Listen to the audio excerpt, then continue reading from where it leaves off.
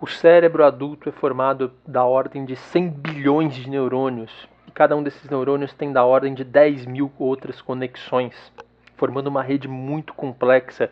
O cérebro humano é um computador que trabalha em paralelo com uma capacidade de processamento comparável com os maiores supercomputadores do mundo que nós temos hoje.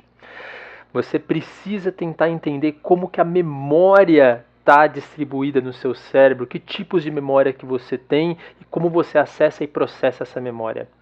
Você tem 3 tipos de memória: memória sensorial, memória de curto prazo, também conhecida como memória de trabalho, e memória de longo prazo, que é a memória perene.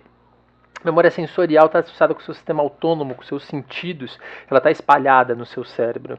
A memória de trabalho curto prazo, você só transfere da memória sensorial para essa de curto prazo de trabalho se você prestar atenção nos seus sentidos.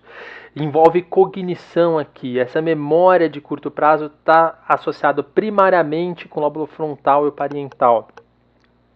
Essa memória de trabalho a curto prazo é principalmente acústica e visual. Então você escuta as pessoas falando: não, mas eu aprendo melhor vendo, eu aprendo melhor escutando. Rapaz, você não está aprendendo, você está memorizando, é diferente.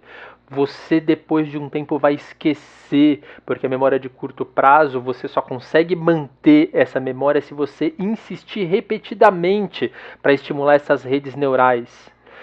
A memória de longo prazo é de fato a memória que está distribuída por toda a sua rede neural, todo o seu cérebro, e o que define o seu aprendizado. A forma como você armazena na memória de longo prazo é uma estrutura semântica, linguagem que você construiu a sua vida inteira de acordo com o modelo de aprendizado que a gente tem no outro vídeo, aí que eu vou colocar na descrição aqui.